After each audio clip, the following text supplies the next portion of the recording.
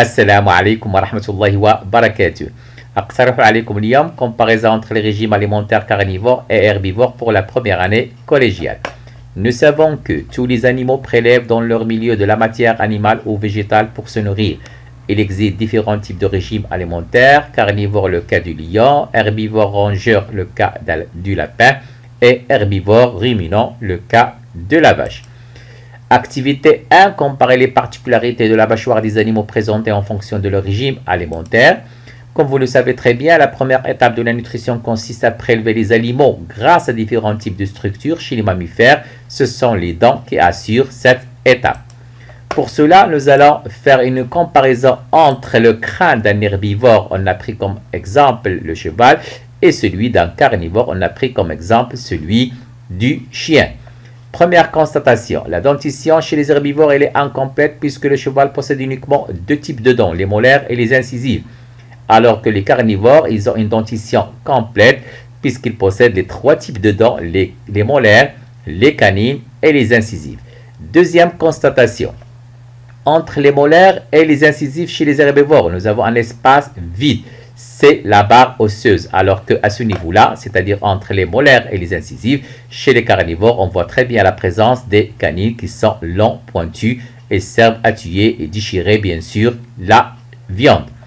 Troisième constatation, la comparaison entre les molaires chez les herbivores et chez les carnivores. Chez les herbivores, ils ont une surface large, crénelée et servent bien sûr à broyer et à écraser l'herbe, alors que les molaires chez les carnivores, on voit très bien qu'ils sont irréguliers, ils ressemblent à une scie et servent à couper la viande. Comme nous venons de le dire, les dents chez les carnivores, ils possèdent généralement des incisives et des canines pointues qui leur servent à tuer une proie et aussi à déchirer des morceaux de chair. Les prémolaires et les molaires, ils ont la surface irrégulière, bien sûr, ils écrasent et déchiquetent la nourriture. Alors que les dents chez les herbivores, comme nous l'avons déjà dit, des molaires et prémolaires à surface large et crénelée, ils broient la matière végétale qui est résistante. Leurs incisives et canines sont modifiées pour trancher les végétaux. Les incisives servent à brouter, couper l'herbe. Certains herbivores sont dépourvus de canines. Activité 2. Comparer le tube digestif d'un herbivore avec celui d'un carnivore. Premier exemple, on va faire la comparaison entre un herbivore ruminant et un carnivore. Donc, nous avons le veuvage, la panse, le bonnet, le fuet, la caillette. Comme vous le constatez, et je l'ai déjà dit, il s'agit d'un herbivore ruminant. On voit très bien qu'il possède un estomac complexe, bien sûr, composé de 4 poches, la panse, le bonnet, le fuet et la caillette. Nous constatons aussi qu'il possède un sécambre qui est développé, qui est très grand. L'intestin grêle, il est très lent. De même pour, bien sûr, de même pour le gros intestin qui est plus long, comme vous le constatez, plus long par rapport à celui du carnivore. Notre carnivore, comme vous le constatez, le veuvage, il s'agit tout simplement d'un conduit par lequel passent les aliments depuis la bouche vers l'estomac. L'estomac qui est simple, bien sûr, on voit très bien que l'intestin grêle et aussi le gros intestin sont plus courts. Le sécambre, il est très réduit.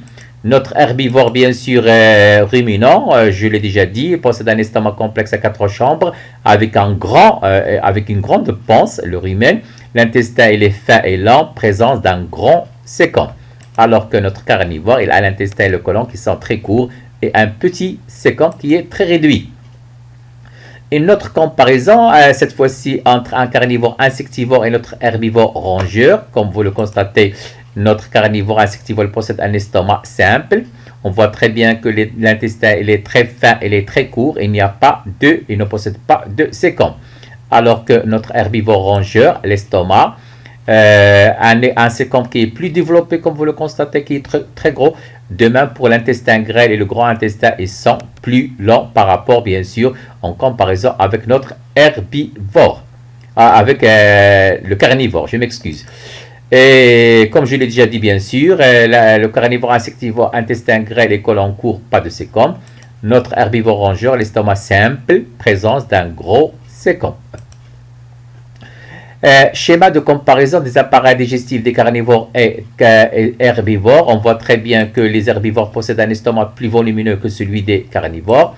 L'intestin grêle il est plus lent, de même pour le sécambre, comme vous le constatez chez les carnivores, il est très réduit, chez les herbivores, il est plus lent et développé. De même pour le gros intestin, il est plus long chez les herbivores par rapport à celui chez les carnivores. Nous venons de le dire, donc notre estomac chez les carnivores, il a une poche vaste et simple, forte acidité en présence de la nourriture.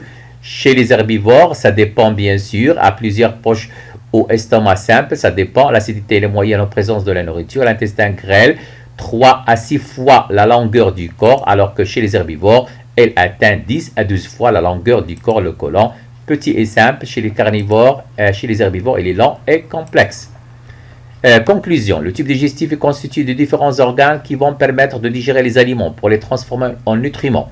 Les fibres végétales sont les plus longues et difficiles à digérer que la viande. C'est pour cela, bien sûr, on a montré que les intestins, bien sûr, sont plus longs chez les herbivores en comparaison avec les intestins chez les carnivores. La majorité des mammifères herbivores présentent une région dans le tube digestif où des micro-organismes se développent et digèrent la matière végétale. Il s'agit de ces cônes ou d'un compartiment de l'estomac qu'on appelle la panse. Merci.